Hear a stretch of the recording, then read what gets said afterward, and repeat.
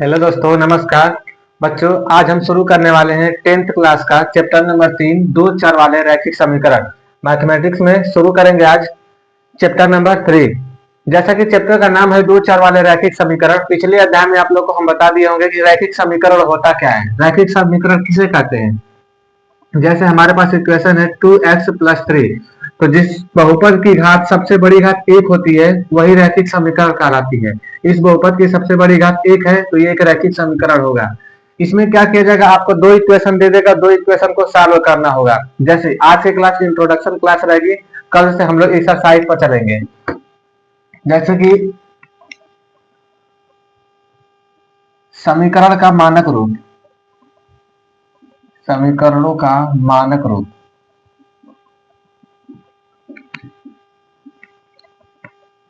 a1x plus b1y plus c1 is equal to 0।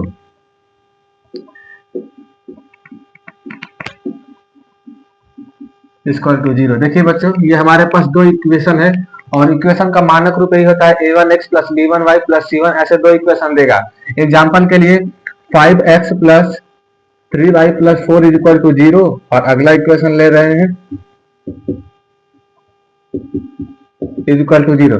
पहले equation से a1 की value 5 होगा, दूसरे से a2 की वैल्यू 3 होगा, और b1 की वैल्यू 3 होगा, और ये हो जाएगा c1। ये होगा a1 b1 और ये होगा c1। इधर होगा a2 b2 और ये होगा c2। याद रहे, कभी भी c1 और c2 इक्वल के उस साइड नहीं होना चाहिए। अगर उस साइड होगा तो उठा करके इसको इस साइड लेकर आएंगे। हमेशा इस बात का याद रहे, इस बात का ध्यान दीजिएगा। देखिए, अगर इतना हो गया हो तो आगे देखेंगे।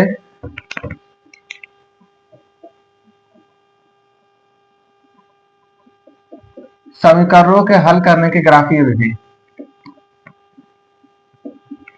समीकरणों के हल करने की ग्राफीय विधि।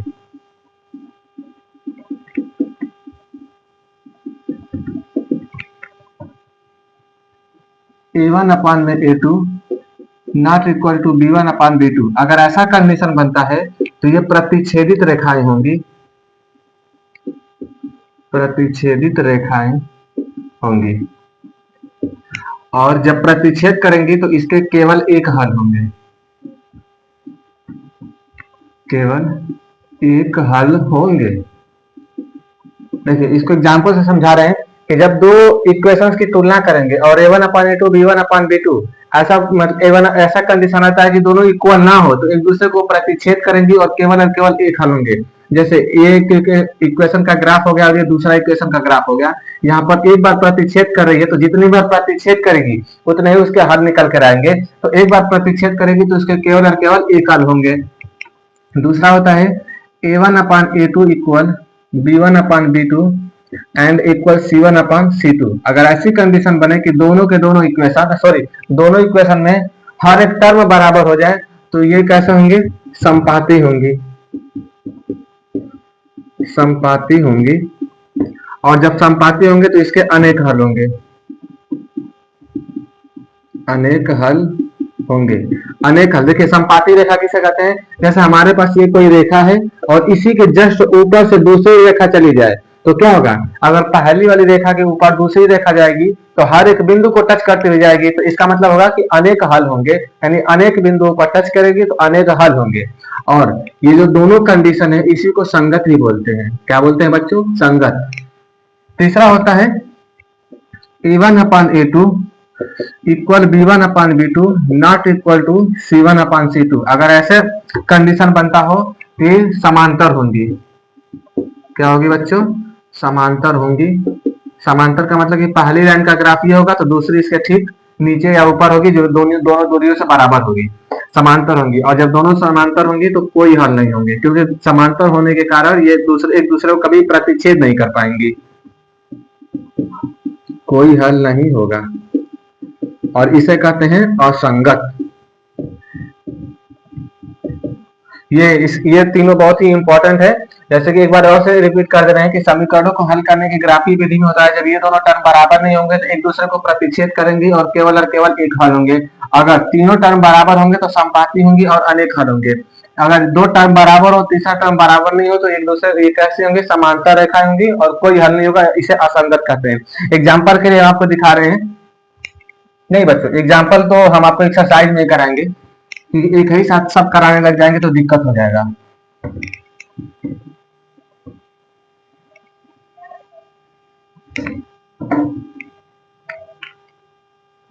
समीकरणों को हल करने की विधियां, अगला है समीकरणों के हल करने की विधियां। देखिए बच्चों, हमारे पास समीकरण हल करने की 3 विधियां हैं। पहला विधि होता है प्रतिस्थापन विधि, प्रतिस्थापन विधि, विलोपन विधि और तीसरा होता है वज्र गुणनखंड विधि। किसी किसी बुक में ये तीसरी विधि नहीं है, लेकिन हम तो पढ़ाएंगे वज्र गुणनखंड विधि। तो आज का हम लोग का मेन फोकस ये रहेगा कि आज हमें प्रतिस्थापन विधि से पढ़ना है। प्रतिस्थापन विधि के बाद विलोपन विधि पढ़ेंगे, उसके बाद वज्र गुणनखंड विधि पढ़ेंगे। तब तक के लिए हम क्वेश्चन ढूंढ ले रहे हैं।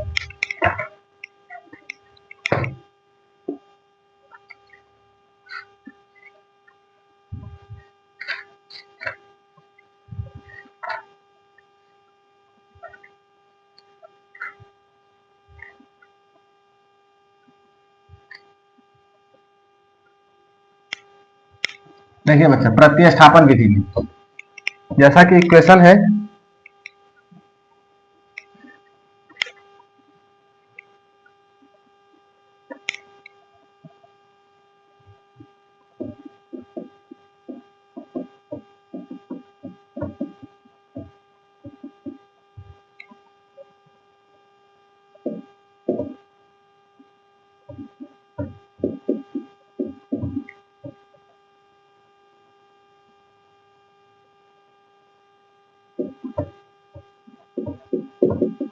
देखिए बच्चों, हमारे पास दो इक्वेशन दिया हुआ है, 2x plus 3y plus 8 equal to 0 and x minus y minus 1 equal to 0।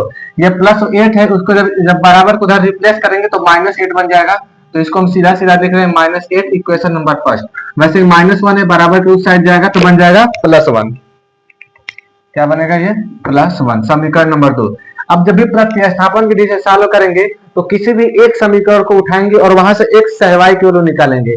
अगर हम इस समीकरण 1 से x और y की वैल्यू निकालते हैं तो भी सही रहेगा, और समीकरण 2 से निकालेंगे तो समीकरण वो भी सही रहेगा। हम अपनी सुविधा के लिए समीकरण 2 से निकालेंगे, तो लिखेंगे यहां से समीकरण 2 से। समीकरण 2 है x minus y equal to 1। अगर हम यहाँ से x की वैल्यू निकालेंगे तो माइनस वाई उधर जाएगा तो क्या बन जाएगा? 1 प्लस वाई। इसको मानेंगे समीकरण नंबर 3। अब समीकरण नंबर 3 को समीकरण नंबर 1 में ला करके रख देंगे। तो इंट्रोडक्शन यहाँ पर लिखना जरूरी होता है। समीकरण 3 का मान समीकरण 1 में रखने पर, 1 में रखने पर ऊपर रख दे रहे हैं। समीकरण जैसा कि है 2x plus 3y is equal to minus का 8। देखिए x के बराबर क्या है? 1 प्लस वाई है। x के इक्वल टू है 1 प्लस वाई, तो इसमें जहां x है वहां पर 1 प्लस वाई रख देंगे। 1 plus y is equal, sorry plus 3y is equal to minus 8। अब यहाँ से सॉल्व कर रहे हैं, 2 का जब 1 में गुणा करेंगे तो 2 plus 2y plus 3y is equal to minus 8।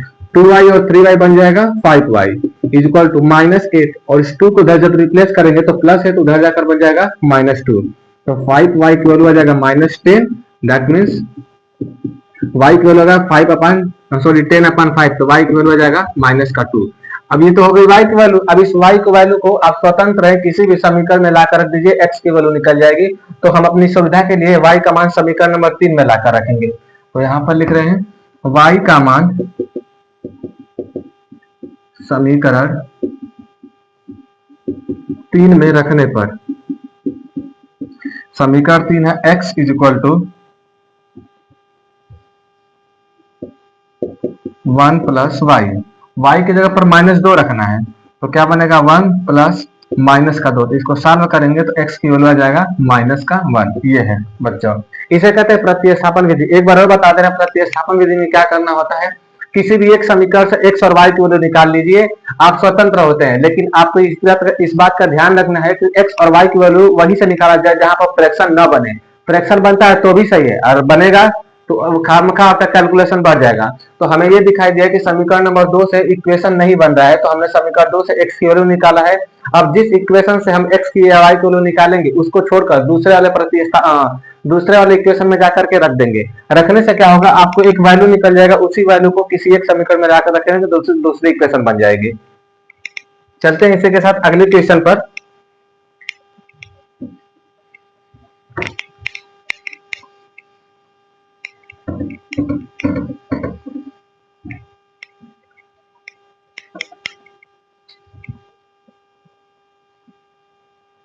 देखिए बच्चों, अगला क्वेश्चन है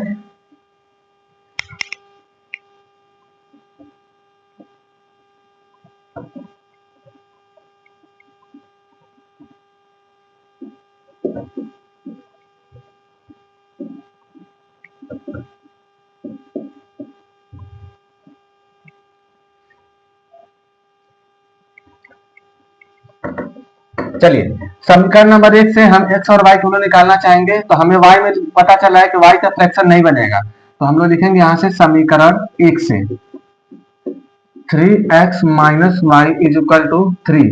अगर हम यहाँ से माइनस वाई को निकालेंगे तो क्या होगा, 3x उधर जाएगा, 3 माइनस 3x। हमें यहाँ पर y चाहिए, माइनस वाई हटाने के लिए, माइनस हटाने के लिए सब में माइनस से मल्टीप्लाई कर देंगे तो सबका साइन चेंज हो जाएगा। y is equal to minus 3x है तो ये बन जाएगा 3x, और ये प्लस 3 तो बन जाएगा माइनस 3। इसे मानेंगे कि समीकरण नंबर 3 है। अब इस समीकरण नंबर 3 को समीकरण 2 में ला करके रखेंगे। तो इंट्रोडक्शन लिखिए, समीकरण 3 का मान समीकरण 2 में रखने पर समीकरण 2 है 9x minus 3y is equal to 9।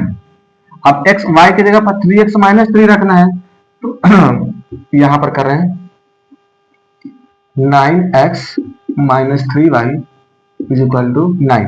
y की जगह पर 3x माइनस 3 रखना है, तो 9x minus 3x minus 3 is equal to बन जाएगा 9। तो ये तो लग रहा है बच्चों क्वेश्चन ही गलत हमने नोट कर लिया है, ये क्वेश्चन नहीं है, सॉरी ये क्वेश्चन ही नहीं है।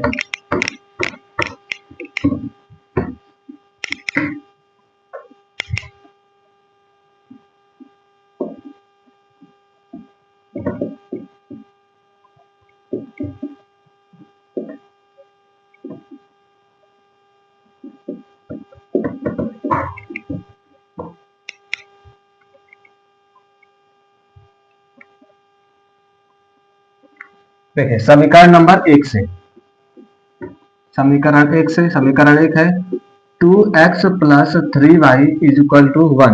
यहाँ से अगर हम x की वैल्यू निकालना चाहेंगे तो क्या होगा, 2x 3y को उधर रिप्लेस करेंगे तो प्लस 3y उधर जाकर बन जाएगा माइनस 3y, और x की वैल्यू आ जाएगा 1 माइनस 3y अपान में 2। इसे समीकरण नंबर 3 मानेंगे। अब इस समीकरण का मान समीकरण 2 में लाकर रखेंगे, तो यहाँ पर लिख रहे हैं समीकरण 3 का मान, एक मिनट बच्चे,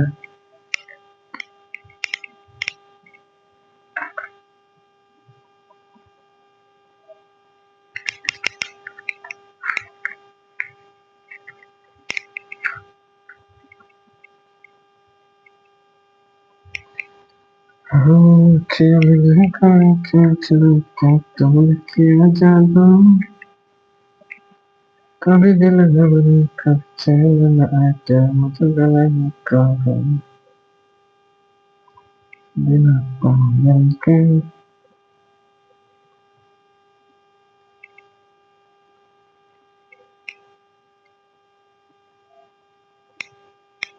चलिए, समीकरण 3 का मान समीकरण 2 में रखने पर, समीकरण 2 है 4x minus y is equal to 9। x के जगह पर 1 माइनस 3y बटे में 2 रखना है, तो 1 माइनस 3y बटे में 2 minus y is equal to 9। यहाँ से सॉल्व करने के दो मेथड है, या तो बारी बारी से दोनों में मल्टीप्लाई करें, या नहीं तो 2 से 4 को काट दीजिए। 1 जा 2 और बन जाएगा 2 2 जा 4। अब 2 का बारी बारी से मल्टीप्लाई करेंगे तो 2 1 जा 2 minus 6y is equal to 9। माइनस 6y माइनस y बन जाएगा माइनस का 7y इज इक्वल टू 9। तो पहले से ये 2 उधर जाएगा तो माइनस का 2 बन जाएगा, तो minus 7y is equal to 7। तो y की वैल्यू आ जाएगा 7 अपॉन माइनस 7। जब 7 से 7 को काटेंगे तो y की वैल्यू आ जाएगा -1। ये हो गई y की वैल्यू। अब इस y को वैल्यू को किसी भी समीकरण में लाकर रखिए, x की वैल्यू आ जाएगा। तो यहाँ पर लिख रहे हैं y का मान समीकरण 3 में रखने पर, समीकरण 3 में रखने पर, हालांकि समीकरण 3 क्या है, x is equal to 1 minus 3, y की जगह पर -1 रखना है और अपान में 2 है। इसको जब सॉल्व करेंगे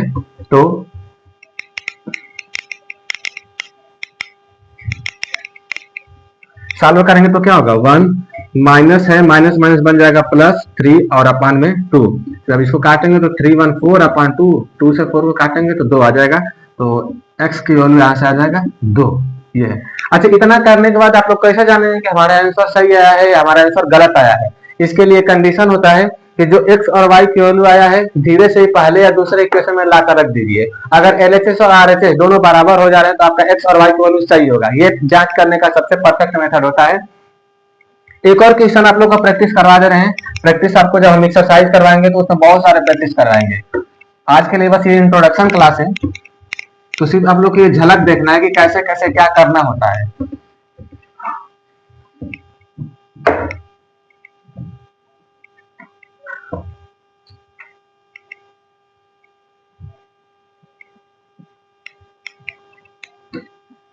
x plus y is equal to 14 and x minus y is equal to 4 है।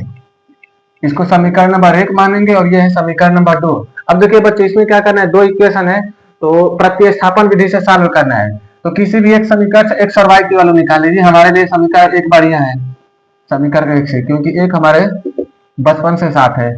x plus y is equal to 14, तो x की वैल्यू आ जाएगा 14 माइनस वाई। समीकरण नंबर 3, अब इस समीकरण का मान समीकरण 2 में लाकर रख दीजिए। समीकरण 3 का मान समीकरण 2 में रखने पर, 2 में रखने पर समीकरण 2 है x minus y is equal to 4। x के जगह पर रखना है 14 minus y, 14 minus y is equal to 4। इसको जब सॉल्व करेंगे तो 14 माइनस वाई और बन जाएगा 4। इसको माइनस 2y क्या बन जाएगा, माइनस का 2y इज इक्वल टू 4 और ये प्लस 14 उधर जाएगा तो बन जाएगा -14। Minus 2y is equal to -10, minus से माइनस कर जाएंगे तो y की वैल्यू हो जाएगा 10 अपॉन 2। 2 से जब 10 को काटेंगे तो y की वैल्यू आ जाएगा 5। अब इस y की वैल्यू किसी भी समीकरण में लाकर रख दीजिए।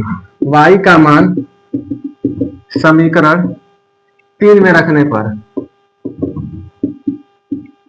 समीकरण 3 में रखने पर, हालांकि समीकरण 3 क्या है, x is equal to 14 minus Y,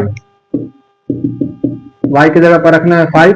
जब x में से 14 में से 5 निकालेंगे तो आ जाएगा 9। तो हमारे x की वैल्यू आ जाएगा 9 और y की वैल्यू आ जाएगा 5। अब हम इसको इस x और y की वैल्यू को इक्वेशन में लाकर रख रहे हैं। अगर दोनों इक्वेशन को सेटिस्फाई कर दे तो हमारा इक्वेशन आंसर सही होगा। x की जगह पर 9 रखना है तो ये बन जाएगा 9 और y की जगह पर 5 रखना है तो 5। इन दोनों को ऐड करेंगे तो 9 5 14, इधर भी है 14, तो सेटिस्फाई हो गया, यानी हमारा x और y की वैल्यू सही है। बच्चों, आज का था ये चैप्टर नंबर 3 का बेसिक इंट्रोडक्शन क्लास, और साथ ही साथ हमने प्रतिस्थापन विधि भी देखा है। नेक्स्ट क्लास में देखेंगे विलोपन विधि और वज्रगुणनखंड विधि। 2 टॉपिक है तो दोनों टॉपिक के लिए 2 लेक्चर्स बनाए जाएंगे, विलोपन विधि और प्रतिस्थापन विधि। आशा करते हैं आपको ये लेक्चर समझ में आया होगा। तब तक के लिए बाय।